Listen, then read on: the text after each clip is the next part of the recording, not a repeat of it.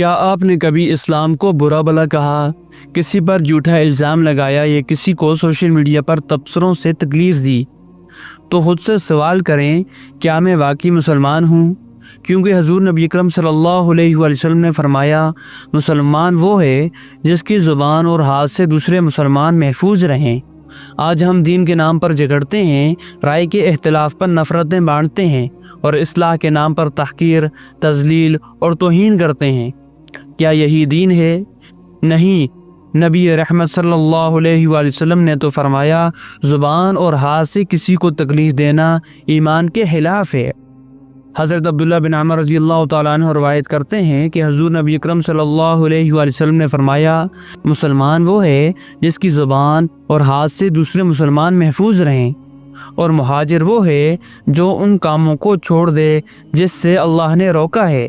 یعنی صرف کلمہ پڑھ لینا مسلمان ہونے کے لیے کافی نہیں، بلکہ ہمارے رویے، الفاظ اور عمل بھی اسلام کی گواہی دیتے ہیں۔ آج ہم کسی کو زبان سے تکلیف دیتے ہیں اور پھر سجدے میں جا کر اللہ سے رحمت مانگتے ہیں۔ کیا ہم وہی مسلمان ہیں جس کا تذکرہ حضور نبی اکرم صلی اللہ علیہ وآلہ وسلم کر رہے تھے، یا صرف نام کے مسلمان بن گئے ہیں؟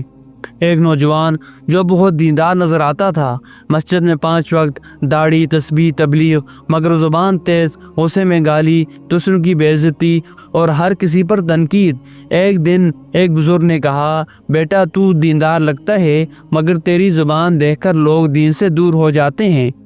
وہ نوجوان خاموش ہو گیا اور رونے لگا، کیونکہ اسے سمجھ آ گیا اسلام صرف ظاہری شکل نہیں بلکہ دل، زبان اور عمل کی پاکیزگی کا نام ہے۔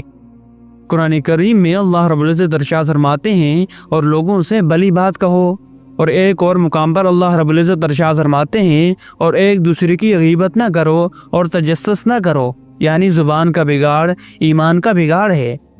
آج خود سے پوچھیں، کیا میری زبان دوسروں کے لیے باعث سکون ہے؟ کیا میرا ہاتھ، میری پوسٹ، میرے میسیجز کسی کو تکلیف تو نہیں دیتے؟ کیا میں وہ مہاجر ہوں جو اللہ کے منع کردہ کاموں کو چھوڑ چکا ہوں؟ اگر جواب نہیں ہے تو آج سے ہجرت کریں، گناہوں سے، غیبت سے، طنز سے، بد زبانی سے۔ میرے دوستو، اسلام سلامتی سے نکلا ہے، تو اگر ہمارا وجود دوسروں کے لیے تکلیف کا سبب بن جائے تو پھر ہمارا اسلام صرف نام رہ جاتا ہے، حقیقت نہیں۔